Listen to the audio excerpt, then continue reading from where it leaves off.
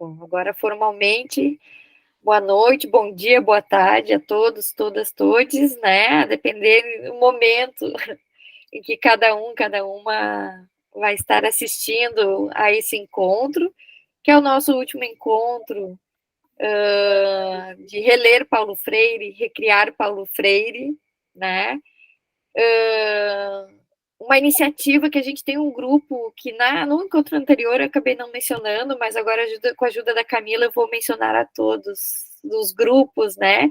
E as companheiras, porque somos todas mulheres nesse pequeno grupo que se aventurou a aceitar um convite da Rede Internacional Café com Paulo Freire, né? A Liana Borges, que em breve estará aqui conosco, a Camila Coimbra, que já se encontra aqui, que é do Círculo de Estudos e Pesquisas Freirianos, da Universidade Federal de Uberlândia, o Fora da Asa, com a Camila Alexandrini, a Universidade Federal de Viçosa, com a Karine Gomes, o Grupo de Estudos e Pesquisa em Educação de Jovens e Adultos e Idosos, da Universidade Federal de Ouro Preto, né, o Café em Confidentes, com a Regina Araújo, e eu aqui, Sharon Moretti, representando o Observatório da Educação do Campo do Vale do Rio Pardo, da Universidade de Santa Cruz do Sul, a Cristina, que também é uma companheira aqui do Observatório, vai estar conversando conosco, assim como o João Colares da Mota Neto, dois amigos, né, companheiro e companheira de GT de Educação Popular, da Amped, e dos movimentos sociais e da vida toda, né, para a gente poder conversar sobre um conceito, uma ideia, né, a ação do Paulo Freire, que é a ideia de conquista, colonização e descolonização, que a gente vai observar no diálogo que vai se tramando com muitas outras, né, categorias, conceitos, ideias do Freire. Então, vou iniciar aqui apresentando a minha amiga e meu amigo, nosso companheiro e nossa companheira de trabalho, de estudo, de reflexões desse dia, tá? A Cristina Luiza Benck-Vergutz é ecofeminista e educadora popular. Mas eu vou deixar a Cristina se apresentar para a gente fazer uma primeira rodada aqui e poder dialogar, Cris. Então, tá, obrigada, Sharon. Amiga, companheira, eterna, minha professora também, né? Aprendi muito com a Sharon nesses aí quase 10 anos que a gente está juntas aí, quase que diariamente conversando e colocando as ideias para fora. Muitas a gente tenta colocar em prática, outras não dá, as frustrações, né? Mas muitas coisas a gente consegue na luta, né? E depois a gente se dá conta que a gente faz muitas coisas acontecerem, né? Então, muito obrigada pelo convite para a gente estar aqui, né? Então, meu nome é Cristina, hoje sou educadora numa escola do campo, que é a Escola Família Agrícola de Santa Cruz do Sul, trabalho como coordenadora pedagógica nessa escola, né, e que é uma escola fruto de um movimento social pela educação do campo, pela pedagogia da alternância, pela educação contextualizada, né, como direito para quem vive e mora nesse espaço do campo, né, trabalho na minha pesquisa e na minha luta enquanto mulher, educadora, né, agroecologista que sou, com pesquisa em educação do campo e com pesquisa sobre mulheres, né, com mulheres, principalmente, né, tanto que a minha tese de doutorado, onde eu tive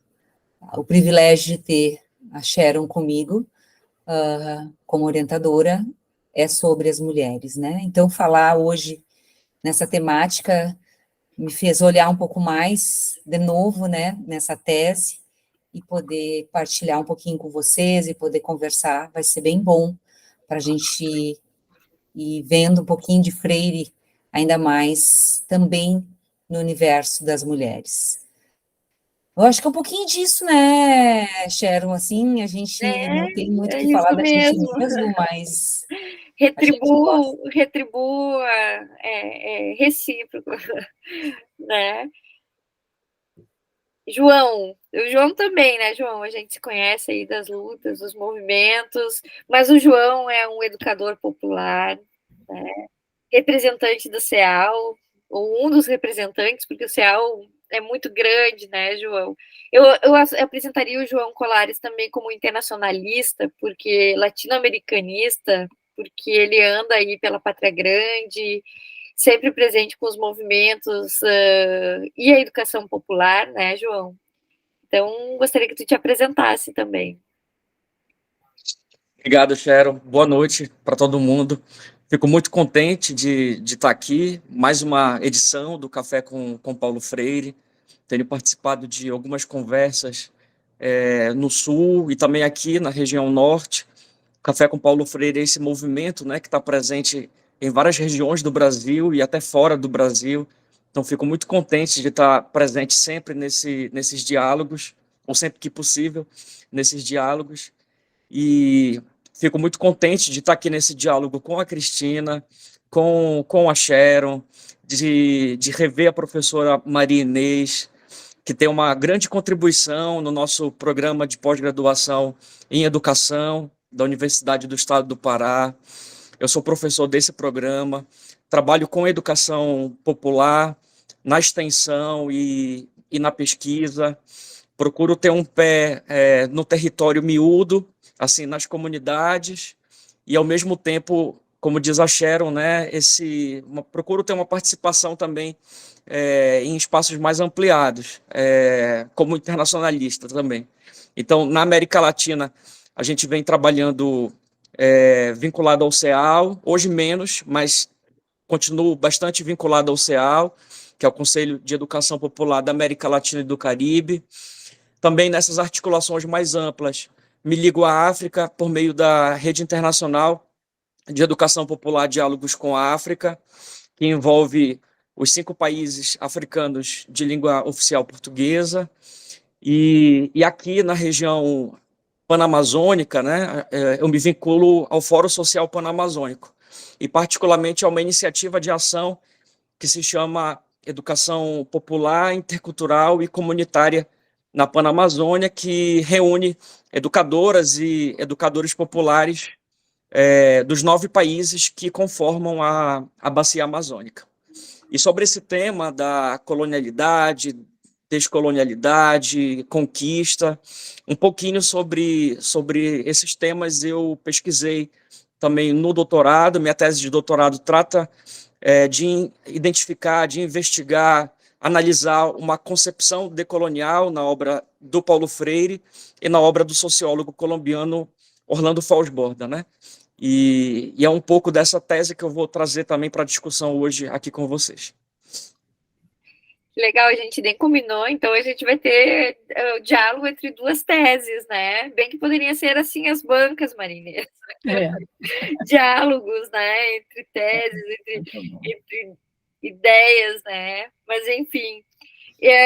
A Liana está aqui. Eu vou me atrever, Liana, a dizer que essa rede internacional Café com Paulo Freire, né? Ela surge em 2018. Hoje existem mais de 30 cafés. A Liana depois pode dizer precisamente, em 10 estados do Brasil e o Distrito Federal. E o João já lembrou, pela América Latina e Europa. Por isso é uma rede internacional, né? E a Liana sempre chama atenção para o crescimento exponencial dos cafés no período da pandemia, e também no centenário do patrono da educação brasileira, né? Paulo Freire, eu acho que teve um grande interesse pela obra do Freire, não apenas pela pessoa, né? Mas a obra do Freire. E essa é uma das razões que poderíamos dizer que nos encontramos aqui nesse momento, né? E esse espaço aqui, ele tem um propósito de a gente poder estudar, recriar, construir processos de conscientização inéditos, viáveis, transformação das situações limite, né? E defender o legado do Paulo Freire.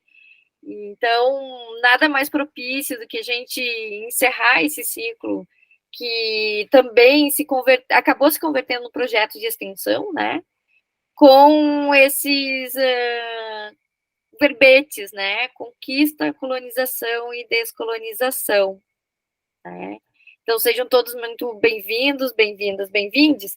E eu combinei com a Cris e com o João o seguinte, porque, por casualidade, eu sou uma das... sou a autora do verbete do Dicionário Paulo Freire Conquista, né? Então, eu combinei com o João, com a Cris, que tem pequenos excertos aqui que eu vou compartilhando na medida que a conversa for desenvolvendo. Mas eu vou começar pelo prefácio da Pedagogia do Oprimido, tá? Conquista se encontra especialmente na Pedagogia do Oprimido. O primeiro contato que tomamos com essa palavra vem do importante prefácio escrito pelo professor e filósofo Hernani Maria Fiore.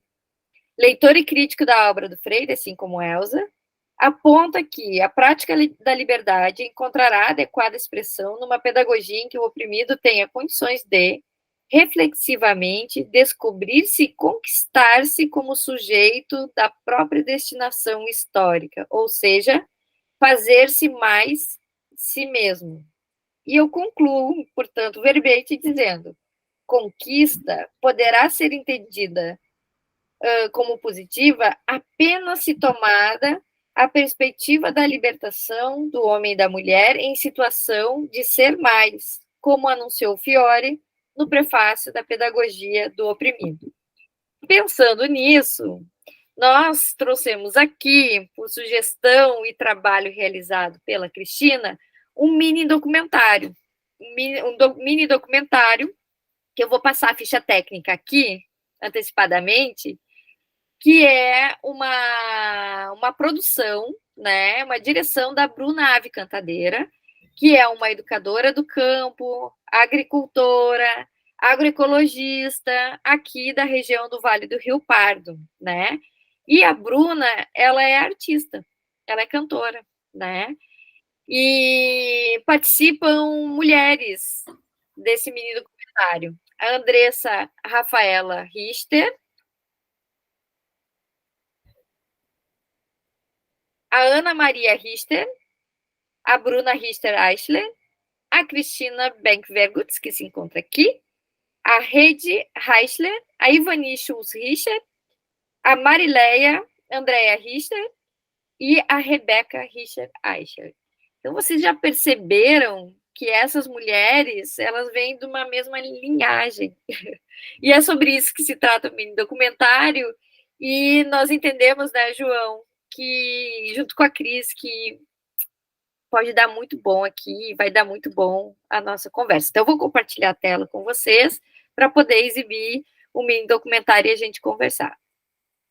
O objetivo, né, rapidinho, Sharon, pode ir falando, Cris, que ele seja como uma mística para a gente iniciar a nossa fala, a nossa conversa, para nos preparar e para nos problematizar para a noite de hoje. Bom, já está compartilhando. Se não ficar adequado o áudio, vocês me avisem. Essas tecnologias, por mais que a gente repita cotidianamente, né, gente? Para a gente poder ir para a lavoura, a gente precisa estar bem alimentado, a gente precisa ter uma roupa bem lavada. Quando a gente volta, né, a gente precisa ter a comida lá, a gente precisa ter um banheiro limpo, a gente precisa ter uma cama, a gente precisa ter toda uma situação, né, de vida que alguém precisa ter organizado. Alguma força de trabalho precisa ser exercida por um sujeito, por um ser humano. E esses seres humanos são majoritariamente as mulheres.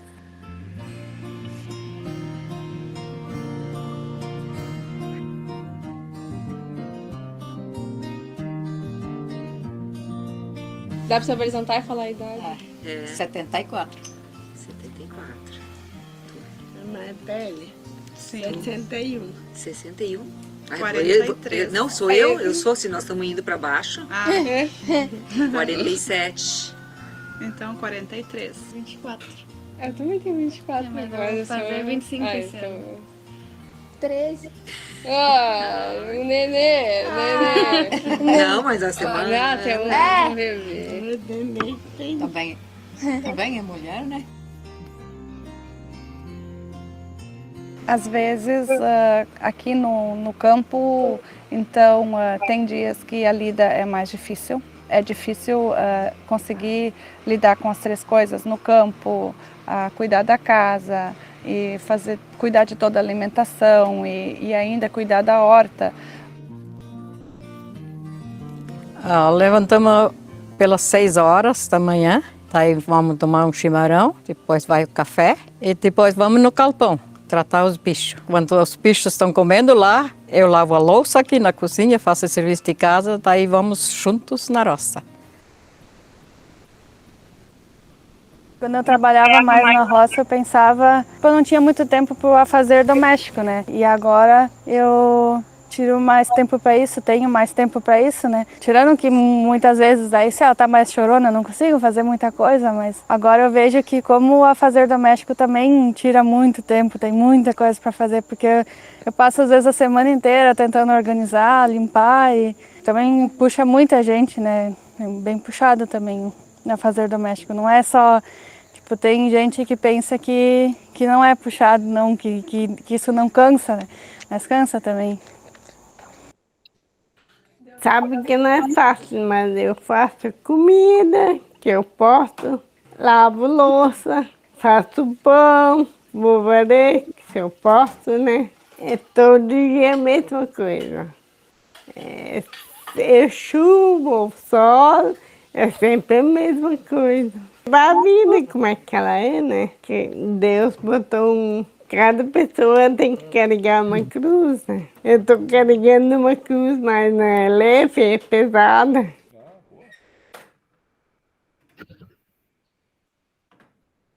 Ele está organizado para que só seja visível o trabalho que produz alguma mercadoria, um sistema de valor, né? Que é os chamados trabalhos produtivos. Então, para isso que a gente acha que a gente precisa trabalhar. Que o agricultor e a agricultura que precisam ir para a lavoura. Então, esses são os trabalhos produtivos. Só que esses trabalhos produtivos, eles só existem e se mantêm porque existem trabalhos que se chamam reprodutivos, que são reprodutivos porque estão vinculados com a vida, por isso tem esse nome, que mantém a existência dos trabalhos produtivos. O que são esses trabalhos reprodutivos? São os trabalhos do cuidado e trabalhos domésticos.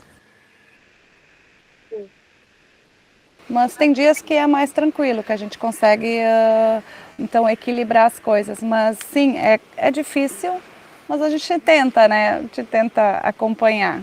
A princípio eu pensava em morar na cidade, mas aí com a vivência do estágio, que eu morei um tempo na cidade para fazer o estágio, eu vi que não era bem isso que eu queria. Daí, desde 2016 em diante, eu estou aqui aqui no interior e trabalhando com os meus pais. No meio-dia, depois do almoço, a gente deita um pouco para descansar. Às vezes não faz nada de tarde, porque trabalhou de manhã, né? E essa é a rotina. Tem serviço sempre na roça. Uma coisa bom, dão certo, né? Daí eu gosto de fazer. Gosto de fazer coisinha boa para comer. Uma cervejinha. Mas faz parte da vida, né? Eu me sinto muito feliz aqui. Uma tranquilidade e até a Ana, né? Gosta das árvores, gosta dos bichos, fica sorridente quando a gente vai pro potreiro lá para ver as vacas e coisa. Também gosta bastante. Eu me sinto bem aqui, foi onde eu cresci, né? Me sinto muito bem aqui. Me sinto valorizada, sim. Me sinto feliz também. Eu gosto. E o trabalho no campo te dá uma certa liberdade. Aqui a gente trabalha com o sol, né? No verão, quando é muito quente, a gente vai mais tarde e fica até escurecer, né? Enquanto que é bom de trabalhar, que você não tem quando trabalha numa fábrica, por exemplo, que você tem que cumprir horários. Então aqui a gente também tem os nossos deveres, obviamente, mas a gente tem um pouco não esse compromisso com o relógio. Então a gente tem essa possibilidade, né? Poder ficar em casa com os filhos, cuidar dos filhos, criar as filhas, isso é muito importante. Poder ir colher uma bergamota no pé com elas, sentar embaixo do pé de laranja e descascar uma laranja e comer é muito bom. Ir na horta colher morango, como há tempos atrás a gente colheu, né, e alface, tudo que a gente consegue produzir, né? São coisas são saberes que foram passados para mim e que eu tento passar para elas novamente. Quando a gente fala de mulher, a gente não está falando só de trabalho profissional, a gente fala também de trabalho que envolve a mantença da vida, né? Cada vez mais eu quero que outras mulheres e principalmente outros homens possam compreender essa dimensão que tem na vida das mulheres. Isso que a gente aprende, isso desde pequena, né? Esses trabalhos são aprendidos por nós. A gente não nasce vocacionada a esses trabalhos, né? A gente vai aprendendo. Às 10h30 você almoça todos os dias. E qual é a minha preocupação sempre que você tenha? O quê? Saúde. Com uma boa alimentação. É complicado, sabe? 10h30 tu já ter o almoço pronto, mas eu sempre tento, assim, da melhor maneira possível, né? De que ela coma alimentos variados para ter uma boa almoço, né? alimentação para ela crescer com saúde, né? Não, vai comer um pão ligeiro antes de ir para a escola. Não, pão não é para, né, comer um feijão, um arroz, uma comida quente. É pouco, naquela hora ela nunca tem muita fome, né? Mas tem que comer um pouco, porque, né, daí depois ficar até às 3 horas da tarde, que é o recreio, né? Sem se alimentar direito não dá, sabe? Eu me preocupo muito com isso, com a alimentação dela, para ela crescer forte, saudável. Isso é amor, a gente tem esse cuidado, né? Semeia, Margarida, semeia. Vem e planta um pé de girassol. Com a tua própria semente, que cuidando diariamente, vem e planta uma medicinal. Teu cuidado e tua cura, o que mostra a tua bravura, de um trabalho pouco visto, mas fundamental. Põe a semente na terra, que já é primavera. Para a gente poder ir para a lavoura, a gente precisa estar bem ali. Que bom, Cristina. E eu vou direto aqui para uma questão, né? Continuando a conquista do Paulo Freire. Então, na pedagogia do oprimido, né? A perspectiva libertadora ao termo é possível porque o Freire vai apresentando pouco a pouco o que ele entende por conquista, até desenvolver o que ele considera ser as suas características na teoria da ação antidialógica, a saber, a própria conquista, a divisão para a manutenção da opressão, a manipulação e a invasão cultural, que, assim como as duas anteriores, servem à conquista. Sendo a teoria da ação antidialógica uma teoria opressora, a conquista é uma necessidade que implica a relação entre o sujeito da ação, né, e o objeto conquistado. Que tu conversa com a gente sobre Isso, bem. Sobre isso tudo. É pelas essas vozes dessas mulheres, né, que na minha tese a gente conseguiu trazer um pouco, né, Sharon, tantas vozes e o silêncio dessas mulheres, que a gente pode ver o que o sistema conseguiu fazer para conseguir, de certo, vocês me desculpem porque toda vez que eu vejo eu consigo, essa música, né, é uma música da Bruna, né, e ela é uma música que mexe muito com tudo que a gente passa e tudo que a gente tudo que acontece na vida da gente enquanto mulheres, e principalmente dentro do trabalho do cuidado e do trabalho doméstico que nós mulheres passamos. Mas o que Freire nos mostra é através dessa teoria da ação antidialógica, que ele traz essas 4 características, uma delas é a conquista, é fazer com que as mulheres consigam cada vez mais não perceber, né, quanto elas são oprimidas e invisibilizadas naquilo que elas conseguem e com aquilo que elas fazem e estruturam todo o sistema, né? Então, eu queria trazer hoje aqui a grande problematização que quando a Sharon me convidou, foi pensar, a partir das minhas pesquisas com mulheres, onde a gente trabalhou com Freire, para pensar a questão das vozes, a questão do dizer as suas palavras dessas mulheres, as possibilidades da onde elas não podiam dizer as suas palavras, né, tentar encontrar esses espaços. O que para as mulheres remete essa palavra conquista, né? Aonde eu encontraria isso, né, dentro das minhas pesquisas, das minhas trajetórias, junto com essas mulheres do campo, né? E olhando para a questão da colonização e para a descolonização, né, a gente pode encontrar nas mulheres a conquista a partir de duas formas, né? Para as mulheres, existe, sim, na lógica da colonização, uma conquista na qual elas, sim, são oprimidas, né? Onde, sim, há um processo antidialógico que oprime elas, né? E é por isso que o sistema hoje capitalista consegue, né, de uma forma muito positiva e vencedora, né, se reproduzir dessa forma, porque ele consegue invisibilizar aquilo que estrutura e que mantém todo o sistema produtivo, né, que é o trabalho do cuidado e o trabalho doméstico, porque é ele que mantém e que faz toda a força de trabalho produtivo acontecer.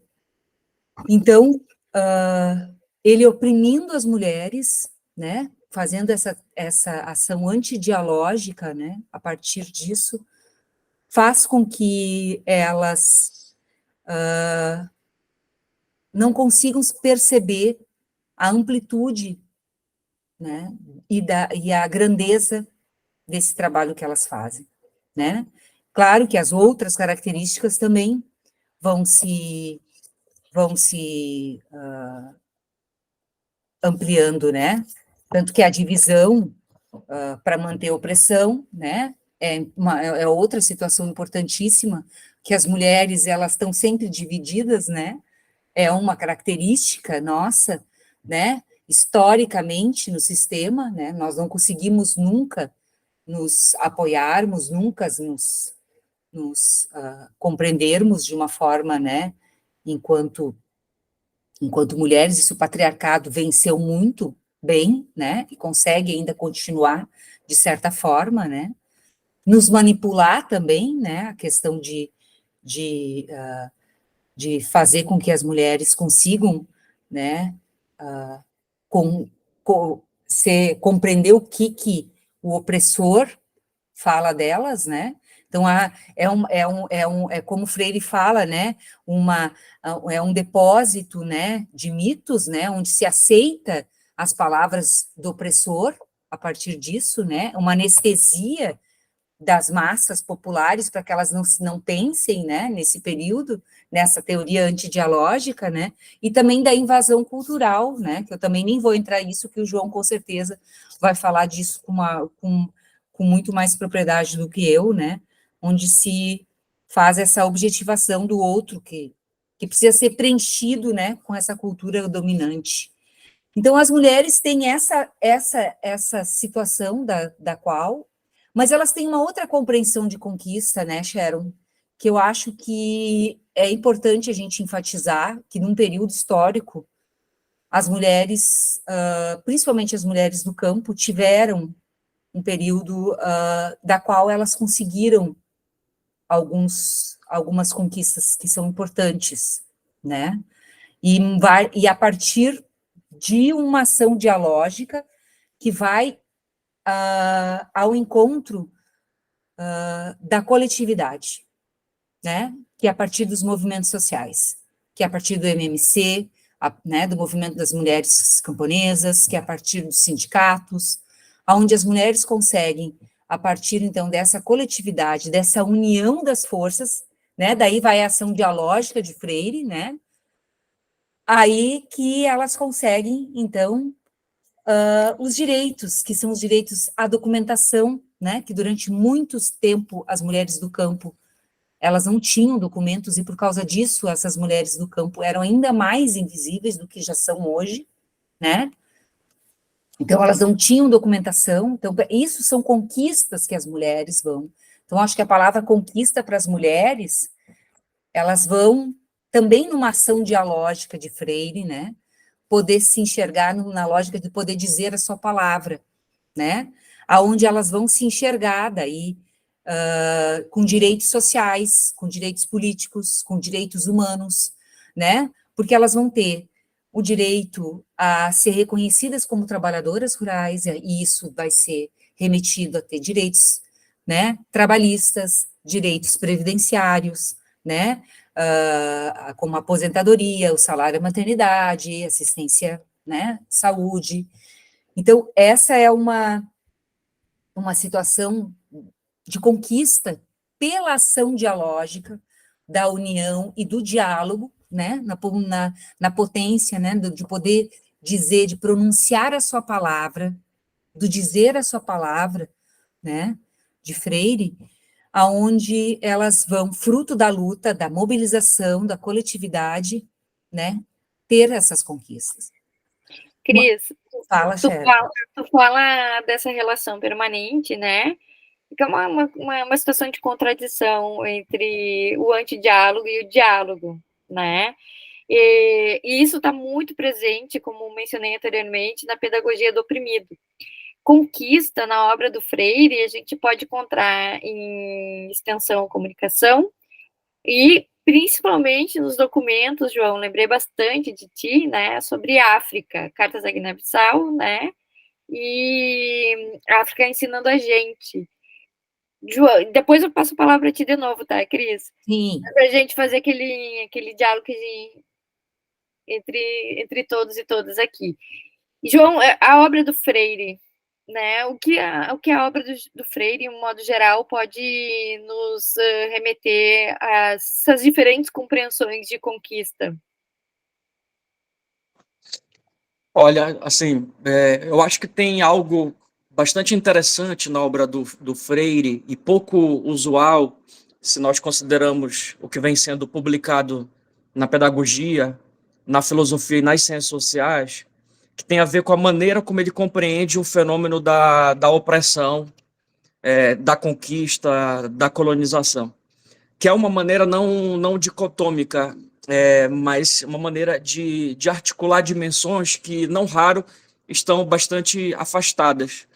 Por exemplo, as dimensões da estrutura e da subjetividade, né? Ou estrutura, cultura e subjetividade. É muito... E não à toa, a gente vai encontrar, por exemplo, autores pós-modernos dizendo que Paulo Freire é demasiadamente marxista, e a gente vai encontrar no marxismo autores dizendo que Freire é demasiadamente pós-moderno, né? E eu acho que isso tem a ver com o fato de que Paulo Freire pensou essas questões ligadas à opressão, à conquista e à colonização, de maneira a pensar que são fenômenos que incidem sobre a estrutura. Então, Freire não é um culturalista, está longe de ser um culturalista, ele está muito preocupado com as estruturas de dominação, isso é, com a maneira como a sociedade brasileira, a sociedade latino-americana, a sociedade africana se construiu, calcada, né, em pilares como o capitalismo, o colonialismo, o racismo e o patriarcado.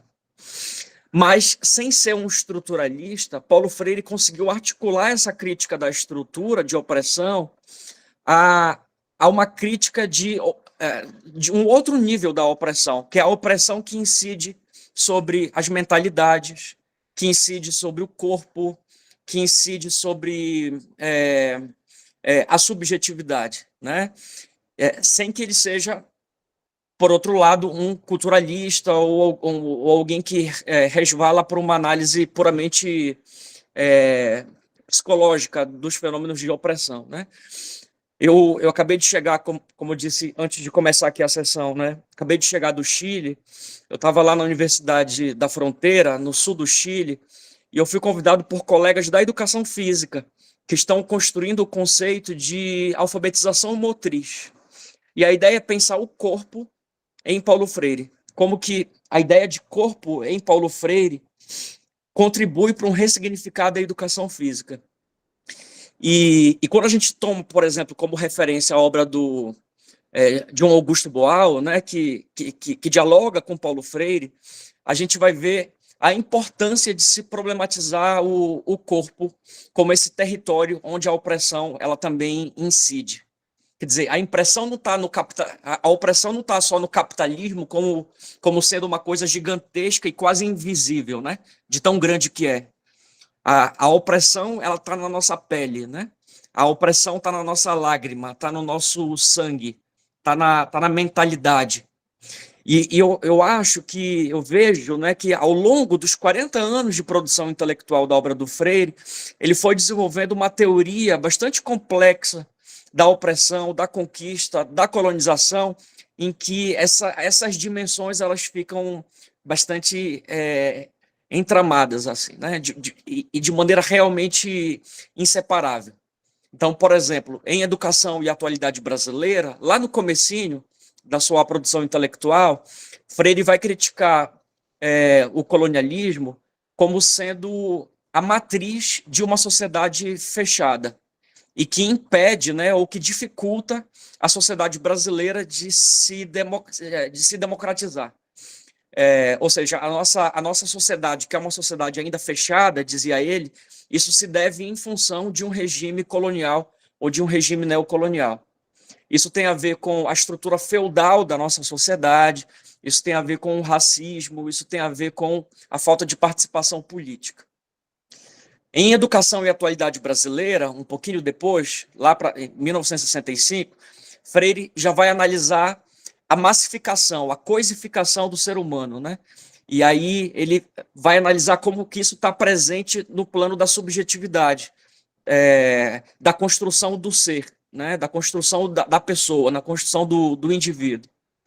Também Freire vai fazer uma análise mais cultural dessa opressão.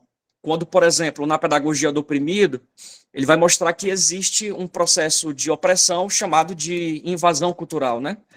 E aí ele vai dizer, por exemplo, que a invasão cultural é essa penetração que fazem os invasores no contexto cultural dos invadidos, impondo a estes a sua visão de mundo. A gente pode imediatamente lembrar aqui, né, de Frantz Fanon, Os Condenados da Terra, de Pele Negra, Máscaras Brancas, entre outras obras do Fanon, em que ele também faz essa análise da superestrutura e da infraestrutura de maneira articulada. Também a gente pode encontrar essa crítica de Freire à colonização nas cartas a Guiné-Bissau ou nos escritos africanos, né? E aí ele vai fazer uma crítica à língua como um instrumento de opressão, né? A imposição da língua portuguesa, por exemplo, como um instrumento de opressão. Ele vai fazer uma crítica ao trabalho como um instrumento de opressão. Ele vai criticar a cultura imposta, né, a cultura do colonizador, a necessidade de reafricanizar os nacionais, como ele dizia, de reafricanizar as mentalidades, né? Então, de fato, nos escritos mais recentes, Freire já vai fazer uma crítica mais epistemológica à ciência moderna. Então, vejam que a crítica dele sobre a conquista, a colonização, a opressão, tem muitas camadas, né?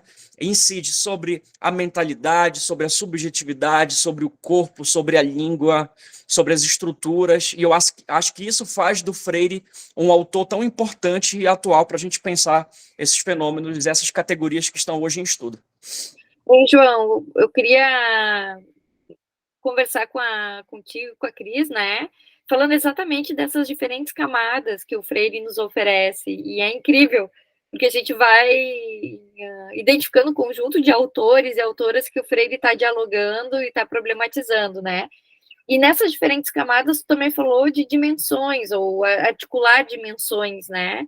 E, particularmente, considero o Freire um autor bastante complexo e nada eclético, como algumas também colegas, às vezes até conhecidos e pessoas próximas nossas entendem a obra dele, né? Ao contrário disso, eu acredito que ela seja uma obra bastante complexa, pelo que vocês nos apresentam aqui. E tem algo que tu mencionaste anteriormente, que é essa ideia de articular, né? Quando tu menciona o corpo, o Freire vai trabalhando a consciência, que o corpo é consciente, né, Cris? E eu lembrei exatamente da experiência das mulheres e gostaria, Cristina, que tu pudesse comentar um pouco sobre essas diferentes articulações, né, que as mulheres podem fazer da experiência comum de serem mulheres, né, em diferentes contextos. Acho que o João também abriu para nós, né? A gente está falando de uma determinada realidade, mas nesses diferentes contextos é uma obra tão rica, né? Que possibilita, pode ser proposta como uma perspectiva, né? Para compreender essas diferentes realidades. Vou passar para ti, Cris. Sharon, essa lógica desse corpo consciente é bem interessante, porque as mulheres, elas têm uma situação que elas têm consciência de si, né? Porque para se ter uma questão dialógica, né? Onde Freire pensa, quando na teoria dialógica que ele traz no livro, né, na Pedagogia do Oprimido, onde ele traz também as 4 características, né, que é a colaboração, a união, a organização e a síntese cultural, as mulheres também, quando elas têm consciência de si, quando elas estão fazendo o trabalho do cuidado, quando nós, mulheres, estamos fazendo o nosso trabalho do cuidado e o nosso trabalho doméstico, nós temos a consciência do que nós, desse trabalho, certo? Tanto que nós reproduzimos isso para as outras mulheres. Nós passamos esse trabalho e como ele deve ser feito e com quem e como é executado para as outras mulheres, né? Então, assim, nós reproduzimos isso de uma forma, né? E sabemos que estamos fazendo isso e da necessidade que se faz disso, né? Então, isso é muito importante, certo? O que nós fazemos é uma compreensão importante, né? Então, essa consciência de compreender, né, a importância dessa relação de interdependência que nós temos, né, de cuidar dos outros corpos vulneráveis que estão entre nós, é uma situação de consciência que nós, mulheres, temos e passamos isso de geração para geração na história da humanidade, né? O que nos oprime e o que Freire fala, quando ele diz que, né, nessa conquista, nessa opressão, é o que nós reproduzimos, né, dessa ação antidialógica que vem para nós, que é a reprodução e a manipulação, né, da compreensão da qual a gente reproduz, né, o que os homens, o que esse sistema mundo patriarcal e capitalista, né, nos coloca, em que lugar eles nos coloca, né? Aí ele tira de nós, né, essa consciência, né, desse espaço, porque ele diz que esse trabalho é um trabalho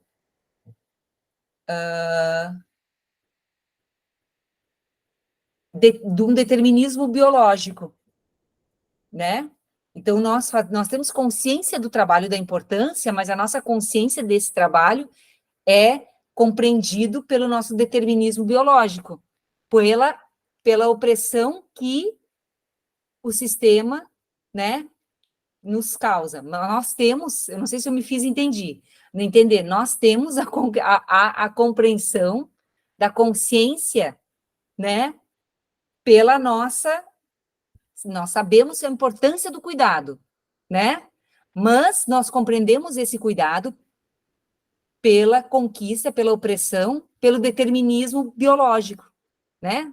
Tanto que nós dizemos assim, não, isso tu precisa aprender porque tu é mulher, né? Agora tu casou, tu tem que saber cozinhar, né? E a gente já faz isso, pelo determinismo que é nos dado esse espaço da qual a gente, né? Que é esse depósito, que é essa introjeção, né? Do que esse sistema nos coloca, né? Então, esse espaço de mudança que essas mulheres podem ter é um espaço onde elas podem, a partir de corpos, né, onde esses corpos podem dialogar, né, Sharon, onde eles podem ter uma ação mais dialógica, né, que a partir de movimentos mais coletivos, a partir de uma consciência dessa opressão, que essas mulheres conseguem sair dessa compreensão de entender que esse é um determinismo biológico, né? Porque a importância do trabalho do cuidado, a gente sabe que ele é, né? Antes de passar para a Camila, mas para justamente fazer o link para a Camila, né? Na semana passada, jovens agricultoras, né, bem jovens, apresentaram na Escola Família Agrícola de Santa Cruz do Sul um trabalho que realizaram, uma pesquisa sobre a Marcha das Margaridas, né? Fizeram ano a ano, de 2000 até o ano de 2023. E foram trazendo quais são as agendas, as pautas, até chegar em 2023, a consigna da reconstrução do Brasil. Essa foi a grande consigna da Marcha das Margaridas, né? E a Mirelinha Cristina pegou e disse assim, mas é claro, se não forem as mulheres a reconstruir, quem vai ser, né? Porque a experiência da reconstrução as mulheres conhecem, mas é isso, como processo, né? Como uma história comum de ser mulher e com as contradições também, de projetar esses valores do opressor, né? A ponto de confundir a sua própria libertação com a ocupação desse lugar, né? Camila, fica à vontade. Não, é só porque eu acho que essa fala e tudo, né? Mas eu queria problematizar até para a gente compreender a fala até do vídeo, né? Da senhora que fala assim, cada um tem um fardo para carregar e sabe o tamanho do fardo que dá conta. E essa semana eu estou dizendo isso porque vejam que eu escuto muito, e vocês também não devem ser diferentes, né? De pessoas assim, mas que exagero considerar o trabalho doméstico como um trabalho. Isso já é coisa nossa, isso já faz parte da Constituição do ser feminino, que estas tarefas estejam alocadas no nosso fardo, na nossa tarefa, na nossa compreensão do que nos cabe nesse quinhão. Então, Cristina e João, na verdade, a minha pergunta é como é que a gente, nesse contexto em que vocês, inclusive, trabalharam, né, especialmente aí, Cristina, como é que essas mulheres vão tomando consciência desse processo ao lidar com uma sociedade que estruturalmente está dizendo para a gente que faz parte do nosso fardo e, ao mesmo tempo, um reconhecimento de um processo de conscientização importante para perceber que isso também é característica de um sistema que nos invisibiliza, né? Coisa difícil, hein? A primeira situação, eu acho que é o identificar isso como um trabalho, que no próprio vídeo vocês estão vendo que uma menina não chama de trabalho, né? A que está com o nenê é os afazeres domésticos, tá? Então, primeiro identificar esse como um trabalho mesmo, né? Então, assim, a gente entender que isso é um trabalho. Como amor também apareceu, Cris. Isso, o amor, né? A gente faz por amor. A gente tem esse cuidado, né? Esse amor, né? Então, entender que isso é um trabalho, né? Que isso tem trabalho, então tem um tempo, e principalmente tem um conhecimento. Eu acho que aí vai Freire muito, né? Na lógica de entender isso como um saber da experiência feito, né, Sharon? A gente trouxe isso muito na tese, né? São vozes que vêm, que falam, né? Então, conhecimento, né? São saberes da experiência feito que essas mulheres têm, né? Elas produzem conhecimento. Nós produzimos conhecimento na nossa cozinha, no nosso, né?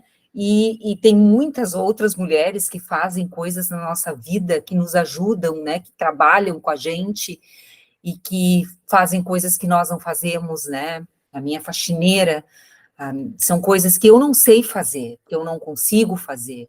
E isso são conhecimentos que nós, né? Então, tem tantas coisas que nós precisamos compreender, né? E é nisso que a gente vai mudando esse sistema, né? Que vai muito além, né? Da gente entender que o lixeiro é importante, que, né? Que o gari é importante, que todas essas... Então, todo mundo produz conhecimentos que são fundamentais nesse sistema mundo, né? Então, começar a identificar isso como um trabalho, e nesse trabalho, esse trabalho se produz conhecimento, então eu sou um sujeito de conhecimento também, né? Eu acho que... Fala, Sharon, vamos. Não, conclui, Cris, por favor. E eu acho que esse é o primeiro ponto, sabe? Aí dá uma identidade, dá uma... Sabe? Elas se enxergam como... A gente começa a se enxergar como um sujeito dentro desse processo, né? E porque não adianta a gente também lutar só pela divisão do trabalho doméstico e do cuidado. É importante, é fundamental, porque as mulheres estão sobrecarregadas, né? Hoje nós estamos sobrecarregadas, mas a gente precisa entender que esse trabalho também é um trabalho de valor, né?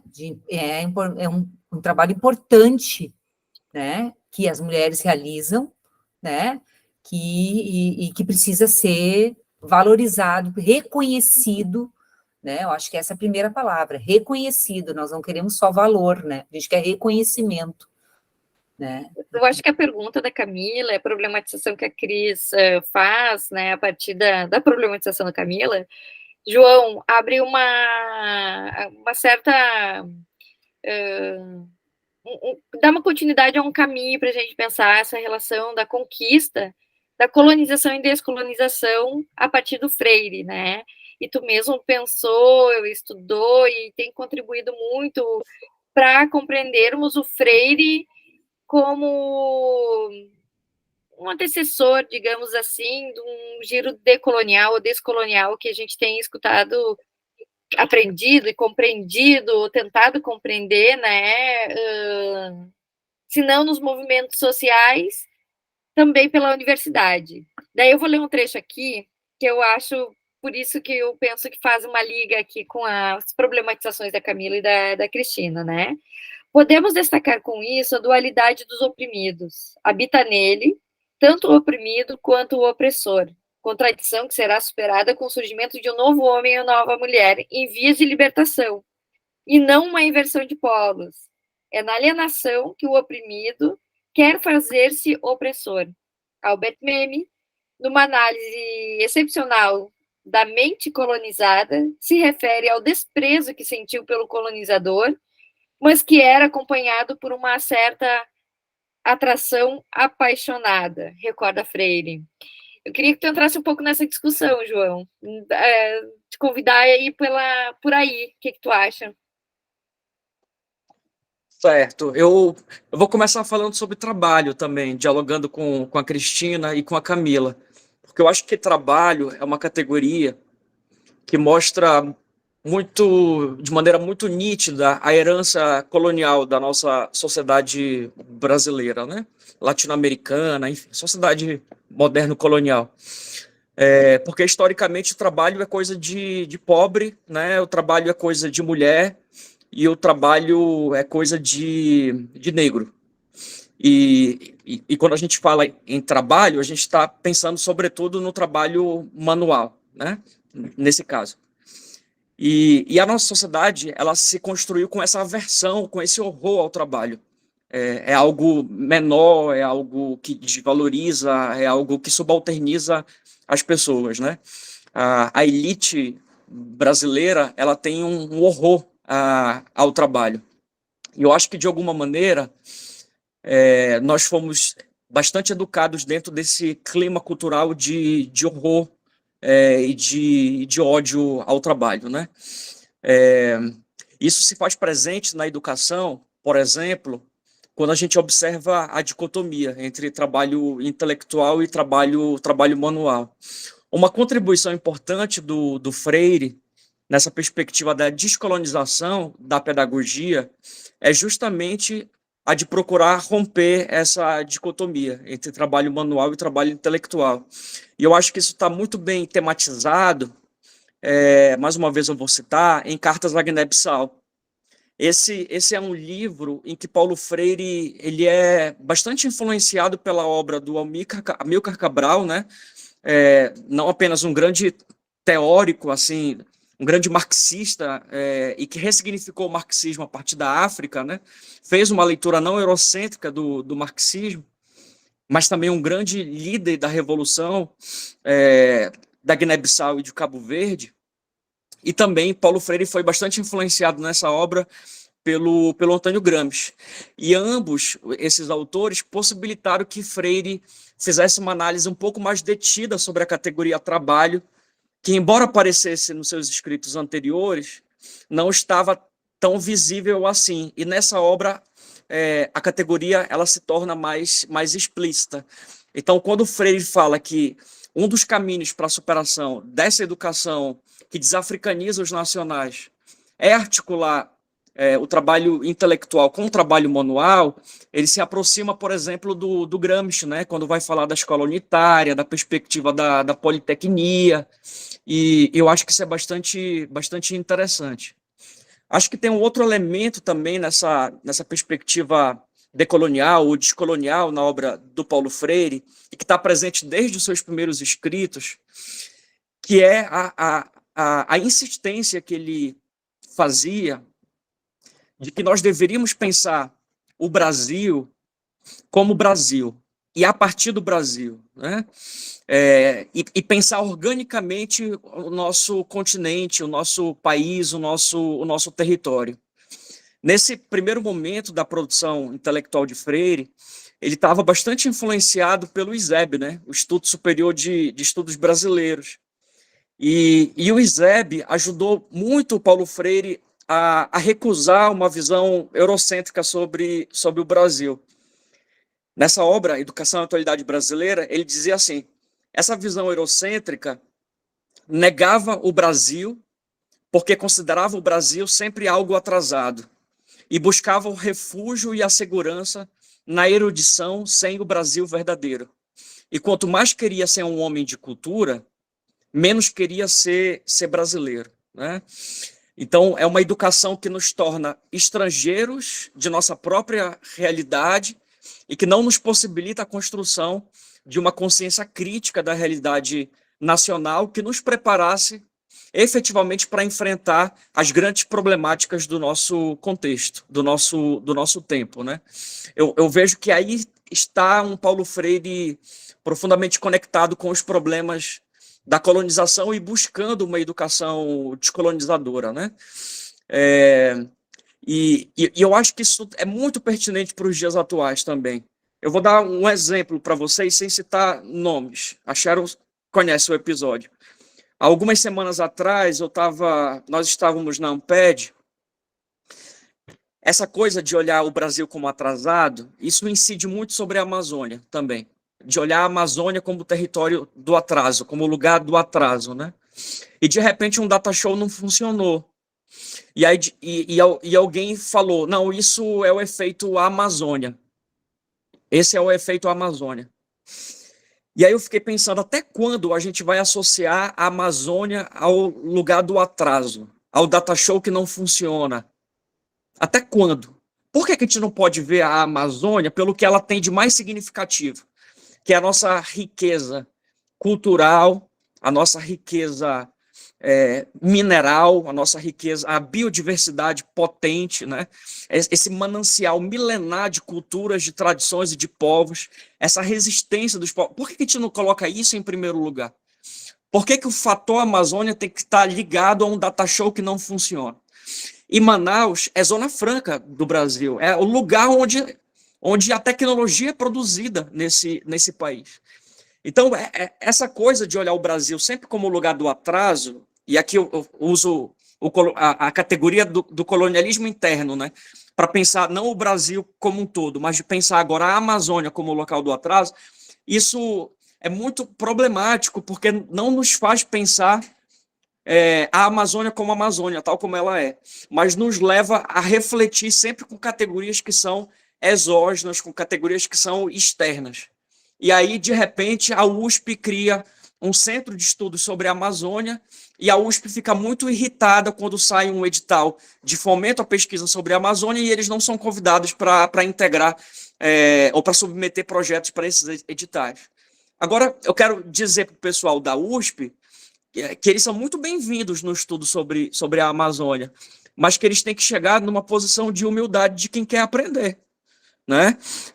Dialogando com a galera que está aqui. Eu não estou falando dos acadêmicos, não. Os acadêmicos também são importantes, mas estou falando, sobretudo, dos povos da Amazônia. Estou falando dos nossos pescadores, dos ribeirinhos, dos indígenas, dos quilombolas, não é? E eu acho que Paulo Freire nos traz esse ensinamento. Inclusive, quando a gente fala sobre pesquisa. Quer fazer pesquisa sobre os povos, essa pesquisa não vai dar certo se não for uma pesquisa com os povos, se não for uma pesquisa participante, uma pesquisa colaborativa, uma pesquisa dialógica, que coloque o saber popular em diálogo, né, com o saber científico. Então, acho que essa também é uma dimensão da perspectiva descolonizadora em Freire, é a gente pensar a produção do conhecimento em diálogo, numa perspectiva de colaboração, numa perspectiva de síntese cultural, como ele diz lá na Pedagogia do Oprimido, né? De coexistência de epistemes e não de invasão cultural, não de colonização do imaginário, não de violência simbólica, né? Não de penetração na consciência do outro. João, eu quero pegar o gancho. Bom, tem coisas muito interessantes que vocês estão falando, todos e todas, porque com o diálogo, né, Camila e as companheiras e os companheiros que estavam aqui, com o Sandro Pitano e a Iris, né? Vocês já mencionaram a ideia, por exemplo, a presença muito marcante da compreensão de conscientização e o trânsito, né? A transitividade dessa consciência em Freire. Então, quando a gente fala em conquista, a gente está falando também sobre... A Cristina insistiu muito, né? Que não, as mulheres têm consciência da importância do trabalho delas, né? Mas, ao mesmo tempo, tem uma contradição que é introjetar esses valores do opressor como sendo próprios e reproduz-se, né? Toda uma lógica que a gente pode chamar de uma colonização das mentes, das subjetividades, reforçam as estruturas, né, João? E esse colonialismo interno, porque eu acho que é uma expressão e uma compreensão bastante significativa. Eu acho que tu dá chaves também, João, para a gente pensar a obra do Freire nesses seus primeiros momentos, né? De como o Freire vai trazendo movimento para toda a complexidade que a gente mencionava presente em sua obra, mas que se faz ação.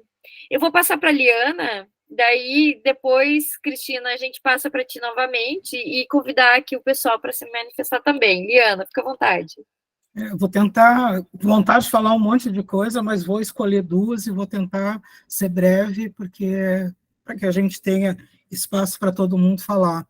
Bom, uma delas tem a ver com essa questão do que é trabalho, o que não é trabalho, e a gente focou, né, a partir dessa mística do documentário, enfim, mas eu acho que a gente também pode conversar sobre isso quando a gente pensa nas professoras, né, nas professoras das crianças e nas professoras da EJA. Né? É como se aquele lugar também fosse invisível, a tia da educação infantil, aquilo também não é trabalho, e toda a dificuldade que a gente tem, eu falo a gente porque eu sou professora do chão da escola, de educação fundamental e de EJA, a dificuldade que a gente tem, por exemplo, na via sindical, de construir essa consciência que aquilo que a gente faz no chão da escola, enquanto professora de crianças e professora de EJA, é trabalho. Né? Então, a sociedade ela também nos vê dessa forma, nos coloca nesse lugar, e eu acho que a gente poderia, de uma forma não linear, mas de uma maneira dialógica, traçar, né, um paralelo entre as agricultoras, que a Cristina revela no documentário para nós, e as professoras do chão da escola.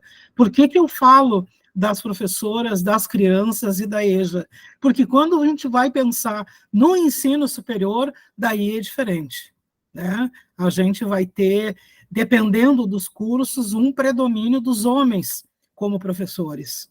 E aí a gente vai ter uma outra forma de também olhar para esses homens professores e de pensar que aquilo é trabalho, né? Que o ensino superior tem essa distinção, e eu acho que a gente precisa, aqui tem muitas pessoas da academia, né? A gente precisa sempre problematizar esse diálogo. E a segunda questão que eu queria colocar o João trouxe, o quanto Paulo Freire, na minha visão, é generoso, porque na mesma medida em que ele nos oferta, em que ele nos apresenta uma teoria da educação, que ele nos apresenta uma filosofia de vida, ele também nos apresenta uma metodologia articulada a essa teoria, sempre articulada, porque ele diz que a teoria vazia serve para nada. A metodologia vazia também não serve para nada. Então, o João traz, e eu considero, viu, João, a pesquisa participante e agora a sistematização de experiências a partir, né, das experiências do CEAL, de olhar para aquilo que a gente faz e de tirar lição daquilo que a gente faz, eu considero que são duas ferramentas de conscientização e de descolonização.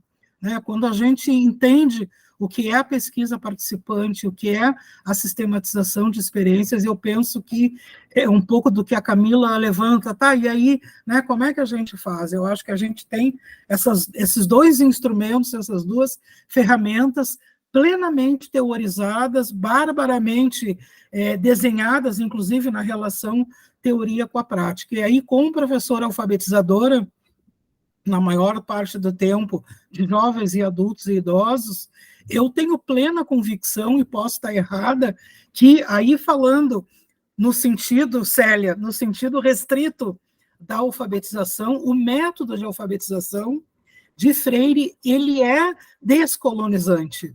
Né? No momento em que se escuta as pessoas não alfabetizadas, que se olha através dos seus olhares, a sua realidade, que se busca a palavra geradora, que essa palavra geradora passa por um processo de desvelamento e que, portanto, a escrita dessa palavra geradora tem a ver, né, com essas etapas anteriores, é exatamente para que a escrita da palavra não seja uma pura escrita. Né? Se dizer a palavra é importante, escrever a palavra é igualmente importante.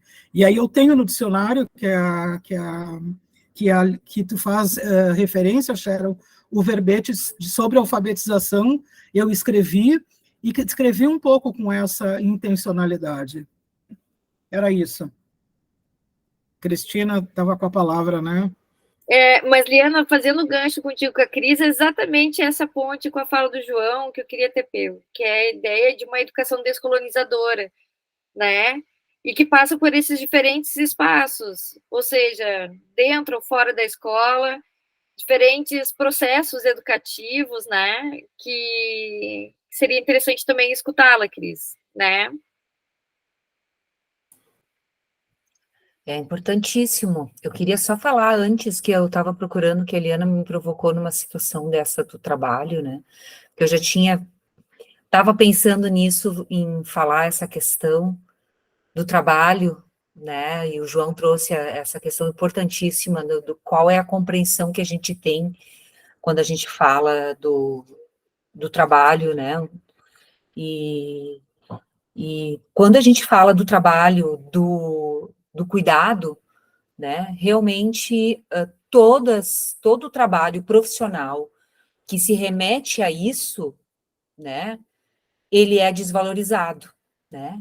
Então, o trabalho que é de educação, o trabalho que é o de saúde, que é o de cuidado, né? O cuidado na lógica de educar, né? O cuidado na loja de realmente de cuidar dos corpos que estão aí, né? Que nós enquanto educadoras, eu sou pedagoga de formação, alfabetizadora, Liana também, tá? A gente faz isso, né? Enquanto alfabetizadoras, a gente educa e cuida dessas crianças, né? E esse trabalho é um trabalho, tá? Então, assim, esse trabalho. Então, toda vez que são pessoas, tá? Seres humanos que exigem uma maior dependência, né? E quando tu vai para o EJA, tu vai pensar que são pessoas que também estão excluídas de uma sociedade, né? Que já foram excluídas e que já estão excluídas da educação também, né? Então, esse sistema, para quem é que vai cuidar dessas pessoas, né? Então, essas pessoas que vão cuidar dessas pessoas, elas são vocacionadas para isso. Se são vocacionadas para isso, né? Elas podem ser desqualificadas. Elas não precisam ser qualificadas, né? Então, o sistema já organiza isso para a gente dizer e considerar, então, que quem vai trabalhar com essas pessoas, quem faz o trabalho do cuidado numa creche, né? Então, os professores, as professoras, né? Quem cuida do ensino fundamental, né? A educação infantil, a EJA, né? O ensino médio, da educação básica, são pessoas que, né, elas estão cuidando de uma situação, que são ainda dependentes, ainda mais tirando o ensino médio, né, que ainda tem um valor maior. Mas da ensino fundamental e educação infantil, e a EJA, eu concordo com Tiliana, é nesse enquadramento que a gente tem, da desqualificação pela dependência, né? Então, tudo que está nessa lógica da dependência, tá? Porque a valorização do sistema é pela independência, né? A gente tem que entender que essa a valorização é pela independência como qualidade para o mercado de trabalho. Quando a gente sabe que todos nós, agora pelo ecofeminismo, né, somos seres interdependentes e ecodependentes, né? Então, a dependência faz parte da nossa vida. A única coisa que nós não somos é independentes, né? Somos ecodependentes porque dependemos da natureza. Estávamos falando há pouco tempo aí das intempéries climáticas, né? Nós não somos independentes, né? Hoje vem uma chuva e, né, nos torna totalmente vulneráveis a qualquer situação.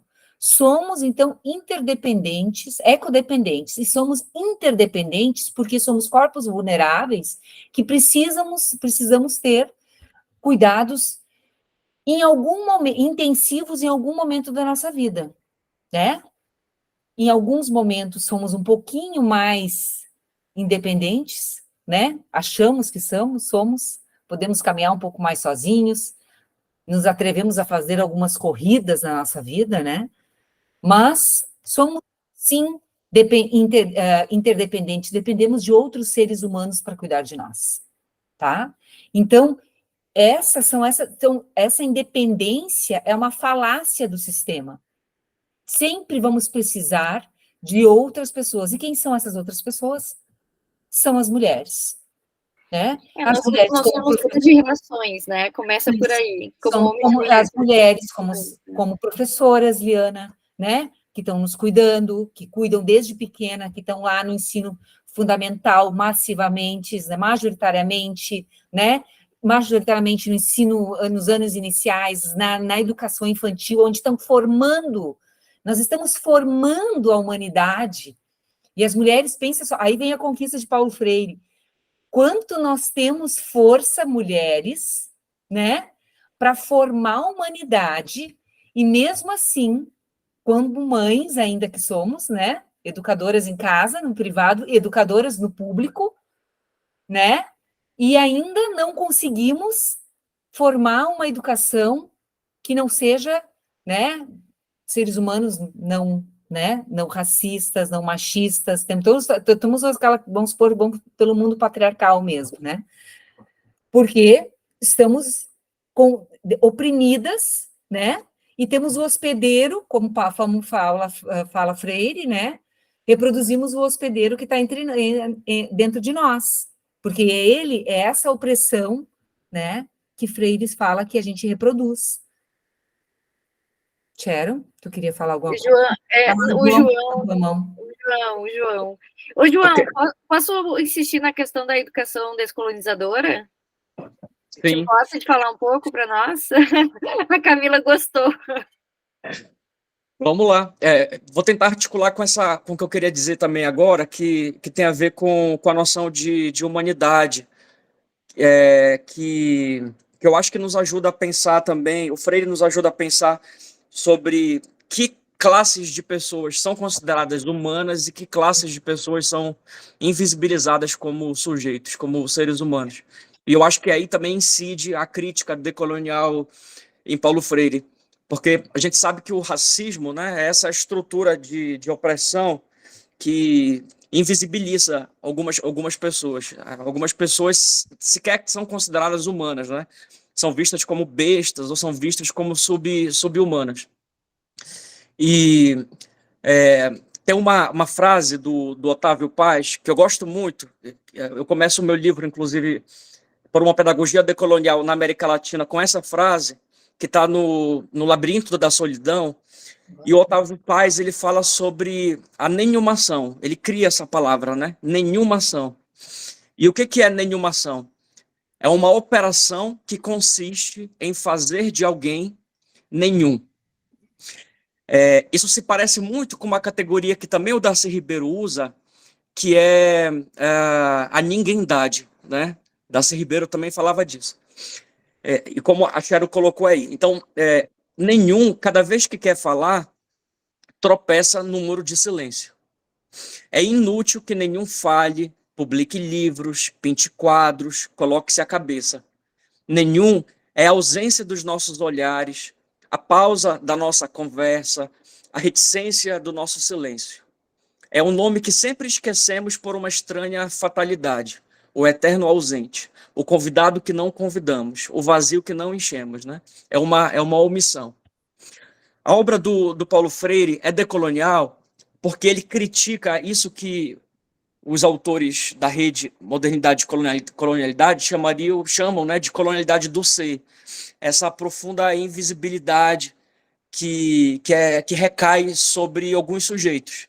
E particularmente as populações originárias de Abya Yala e a população afrodiaspórica, né? Mas eu queria trazer aqui um outro grupo de pessoas que vem crescendo demograficamente no território brasileiro e que vem sofrendo imensamente esse processo de nenhumação. E eu acho que nós da educação temos que estar cada vez mais preparados para desenvolver um processo inclusivo e descolonial, que são os refugiados, os imigrantes e as vítimas de tráfico humano. Eu não sei exatamente como isso se configura em todo o território nacional, mas aqui na Amazônia esse é um problema gigante, porque cada vez mais pessoas vindas dos nossos países da América Latina, da América do Sul e do Caribe também, porque vem muitos haitianos, vem chegando por aqui pela Amazônia e não há qualquer preparo dos sistemas educacionais, seja a educação infantil, seja a EJA, para implementar uma proposta intercultural e inclusiva. Ao contrário, tudo que se possa imaginar de violência é praticado contra esses grupos sociais, né? O grupo de refugiados mais presentes aqui no estado do Pará são os Uarau, né? A etnia Uarau da Venezuela. Nós temos mais ou menos aqui no Pará em torno de 4.000 venezuelanos e dentro da categoria assim, gigantesca dos venezuelanos, a gente vai ter mais ou menos uns 1.500 Uarau. Primeiramente, eles entram pelo estado de Roraima, que faz fronteira direta ali com Venezuela. Depois eles descem para o estado vizinho do Amazonas. Em função do rio Amazonas, eles chegam aqui no Pará, se distribuem pelo Pará, Amapá e Maranhão, né?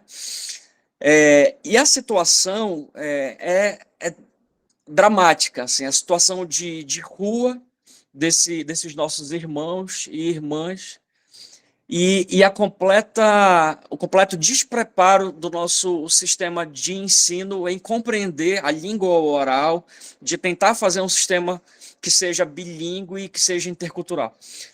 Conectando com a pergunta da Sharon, eu acho que uma educação decolonial ela precisa ser necessariamente uma educação intercultural e uma educação que considere seriamente a questão das línguas.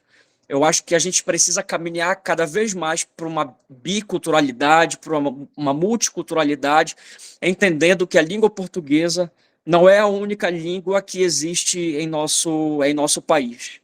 Nós temos mais de 180 línguas indígenas entre os nossos povos indígenas, só daqui da Amazônia, acho que são mais de 300 línguas indígenas em todo o território nacional, e a gente ainda trabalha com a ideia de que a língua portuguesa é uma língua nacional, né? Então, que ideia de nacional é essa que também ignora que nós tenhamos grupos humanos que falam 300 línguas dentro do nosso país, né? Então, acho que é cada vez mais necessário que a gente possa fazer uma pedagogia nesse sentido também do multilinguismo. E isso traz para a gente um desafio, Sharon, que é de nós aprendermos outras línguas que não as hegemônicas.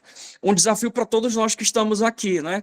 Quantos de nós ensaiamos aprender línguas não hegemônicas?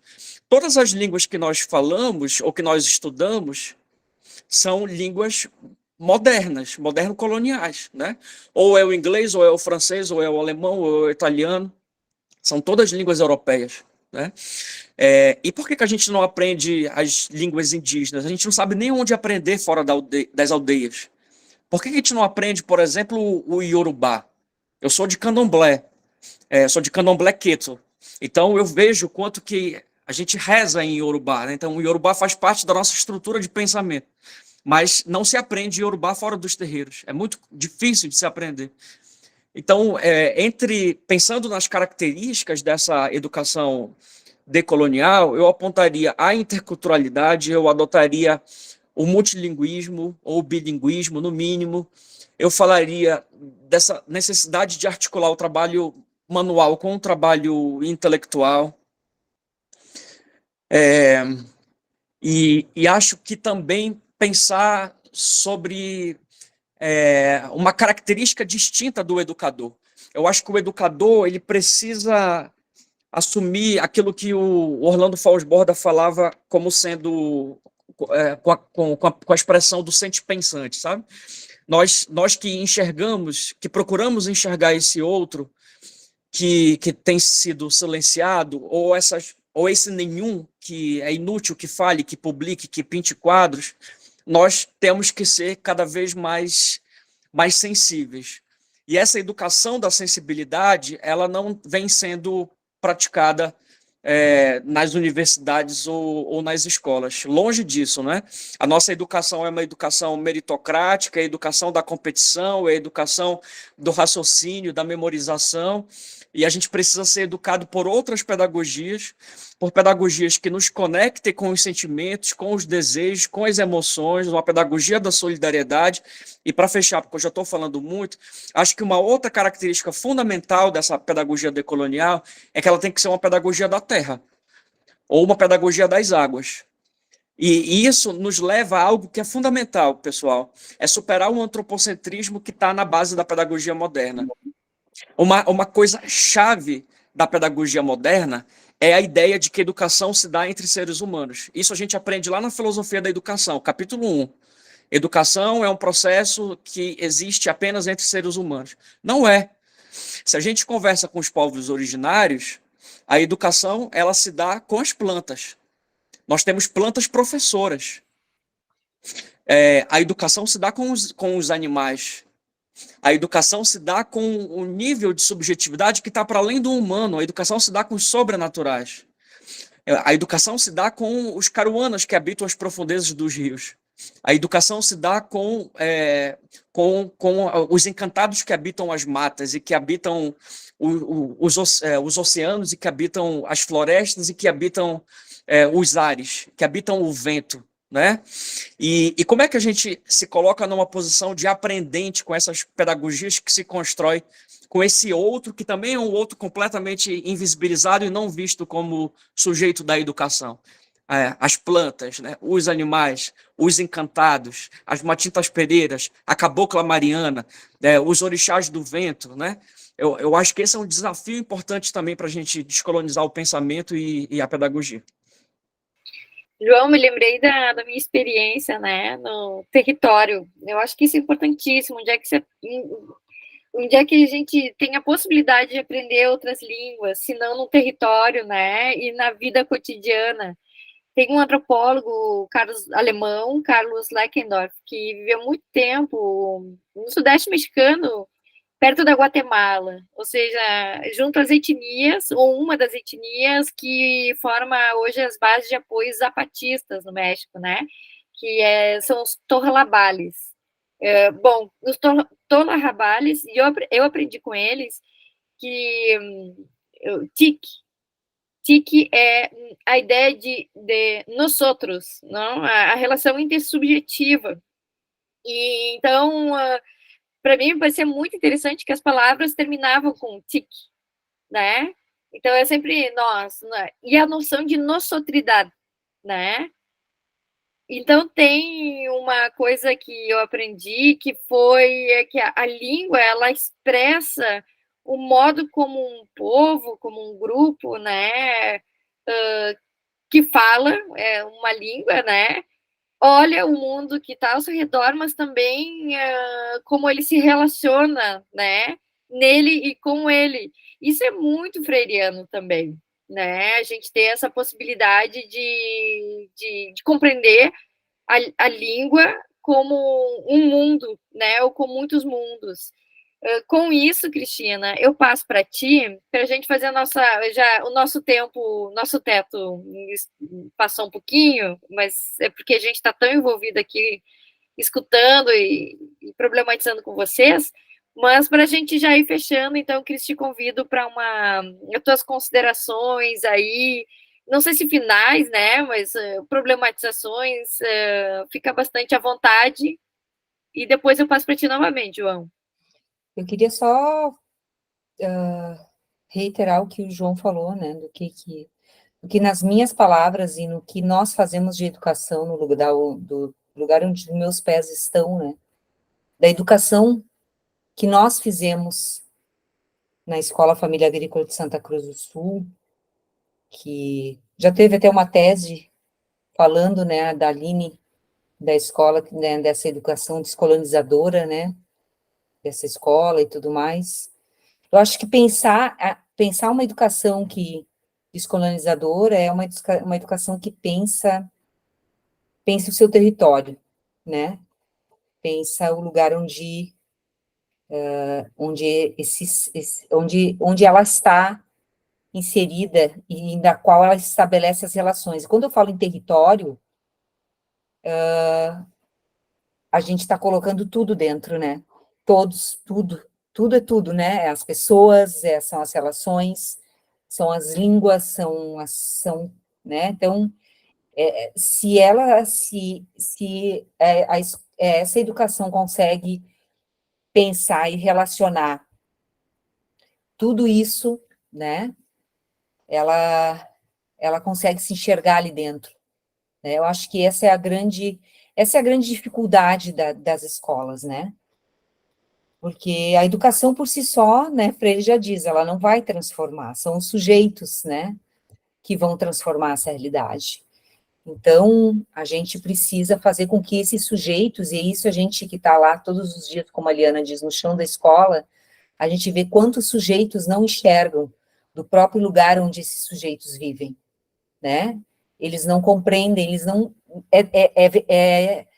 enxergam, né? As riquezas, os espaços, as relações que eles têm, né? Então, eu acho que a escola pode ser um meio para que eles consigam e elas consigam enxergar esse espaço, esse território, esse mundo, né? A gente fez esse ano um encontro dos estudantes, que a gente chama de EJE, Encontro da Juventude da Escola Família Agrícola, né? Você une todos os nossos jovens, e eles tinham que pensar assim, o que nós, enquanto juventude, queremos, né? Para nós. E daí eles tinham que pensar, eles na escola, eles na comunidade, eles no Brasil e eles no mundo, né? E pensar um mundo para um jovem, muitas vezes, que está só dentro de um celular, é uma loucura, né?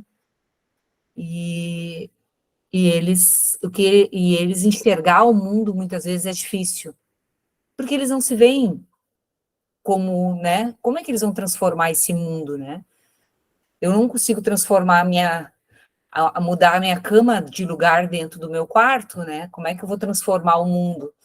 Né? Então, e esses jovens, a gente se surpreende porque eles querem transformar o mundo, né? Eles conseguem, quando eles se veem e conseguem se identificar como sujeitos desse espaço também, né? Então, eu acho que reconhecer acho que esse a grande tarefa, né? Reconhecer esse espaço, a história desse espaço, o que esse espaço já passou, né? Quem faz parte realmente desse espaço, quem é invisibilizado nesse espaço, onde. Eu acho que isso é o grande passo que as escolas e que Freire nos mostrou durante essa vida dele, né? A importância da gente poder trazer isso para que a gente possa ser agente da história, né? O agente transformador, a gente precisa conhecer esse espaço, né? Conhecer a realidade, conhecer o território, conhecer a si mesmo, se tornar consciente, né? Para poder transformar, né? Porque não é a consciência que determina a vida, né? É a vida que vai determinando a consciência. Então, eu preciso estar vivendo lá esse território, essa vida, né? Conhecendo isso na prática lá junto, e daí a gente vai entendendo esse espaço e daí podendo transformar, né? Porque a gente acredita que, não sei se a gente lá na escola vai estar vivo, né, Sharon, mas que esse mundo a gente está semeando para transformar, né? E entender, né, João, que talvez eu já estou até pensando que não é a agroecologia o nome desse negócio, sabe? Porque eu acho que até a agroecologia ela já está cooptada, já, sabe, pelo capital, entendeu? Eu já estou perdendo mesmo a fé até na agroecologia, sabe? Eu acho que a gente já tem que pensar em outros rumos, Sharon, porque, olha, esse mundo do capital está cooptando tudo, né? Até isso. E é um mundo só dos machos, tá? Me perdoe, mas a agroecologia, assim, tu vai olhar academicamente, ele está faltando esse olhar, sabe? Sensível, João, como tu traz, sabe?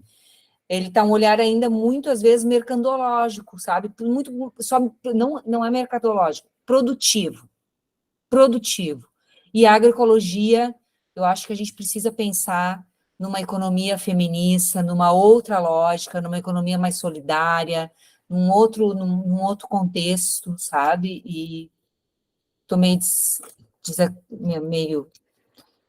triste com o que anda por aí. Mas muito feliz de poder estar aqui, de poder estar conversando, né? Com todos os perrengues que a minha vida tem, né, Sharon? Tu sabe disso, é por isso que me desculpe se por tudo que talvez não pude apresentar aqui, mas são momentos da minha vida que não estão muito bem, mas vai passar e as coisas vão melhorar.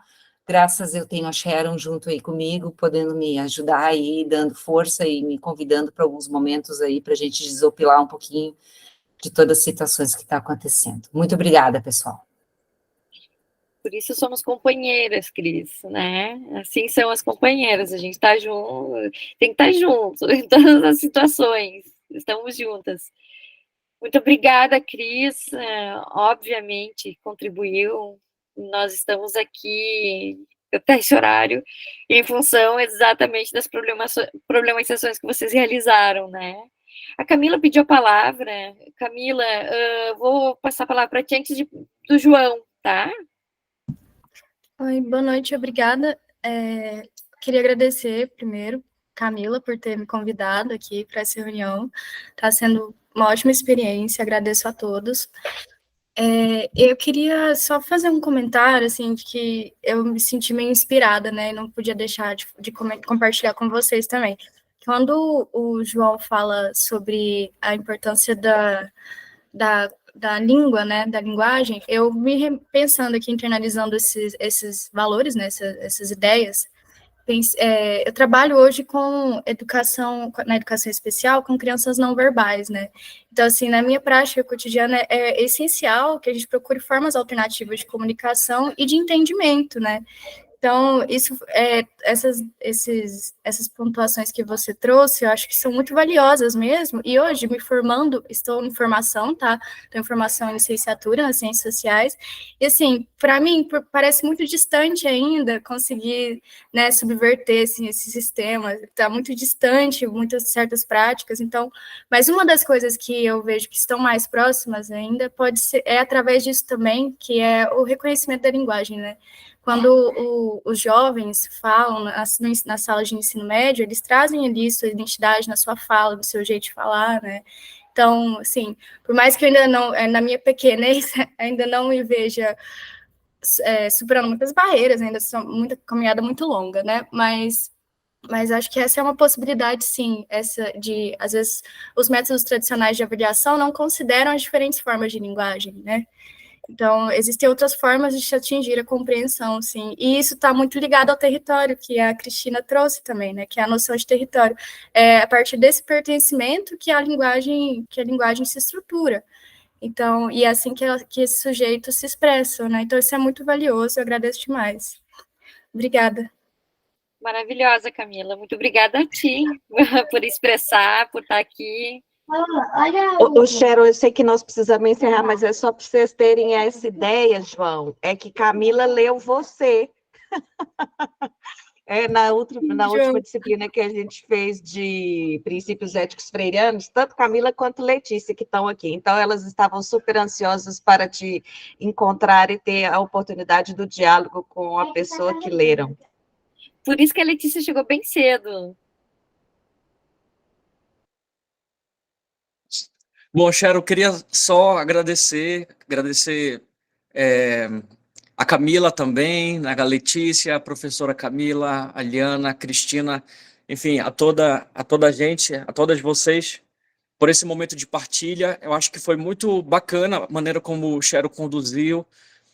A gente está habituado a fazer falas, né, de 10, 15, 20, 30 minutos, e parece assim, depois que a gente fala, a gente se dá a gente fica mais relaxado.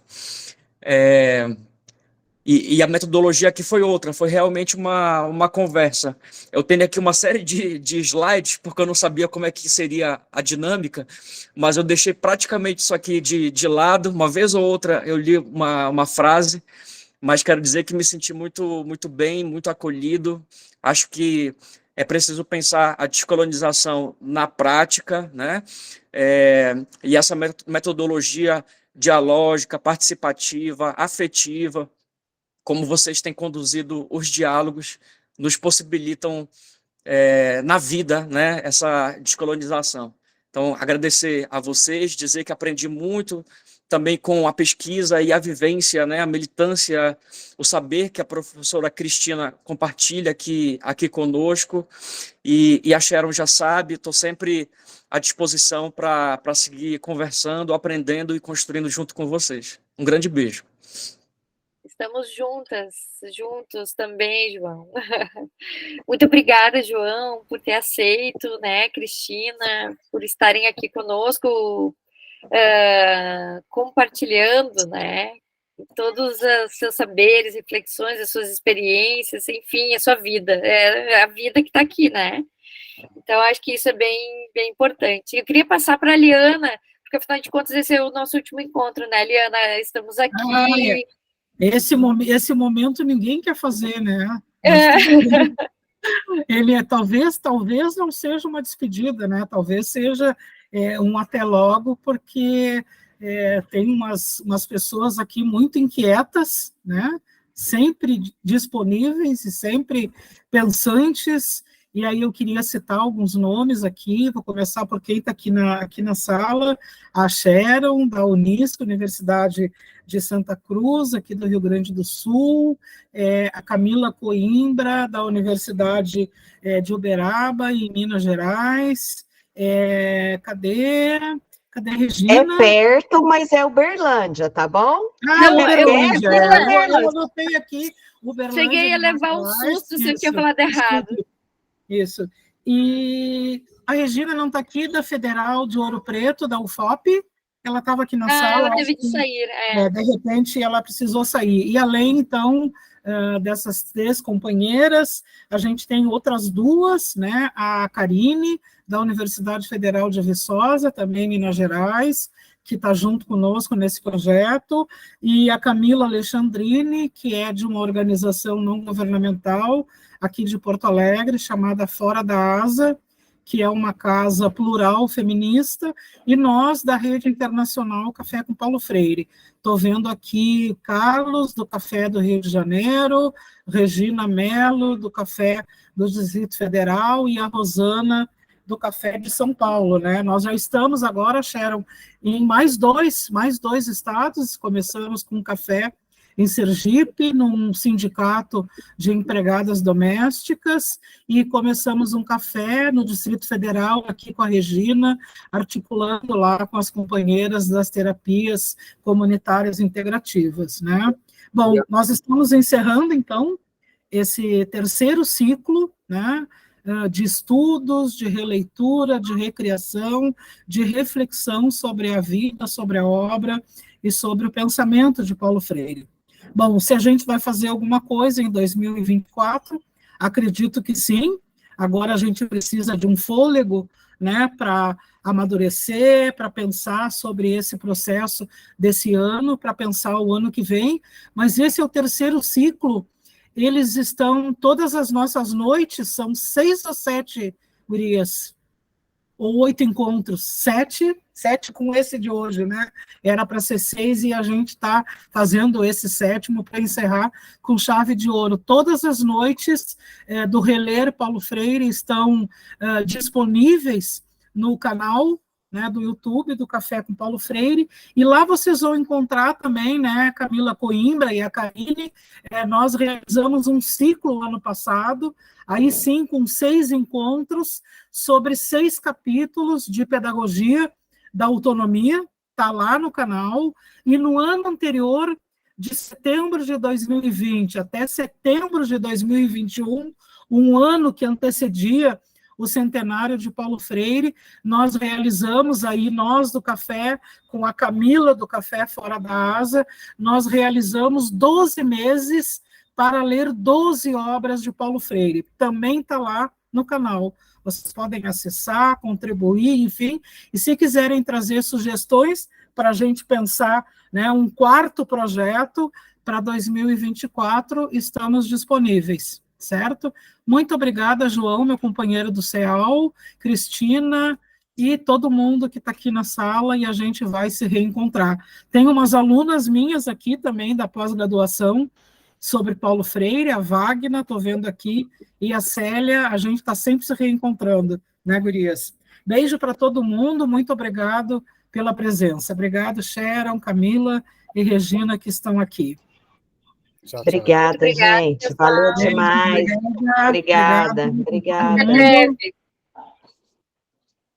Obrigada, gente. Boa noite. Amei o contato.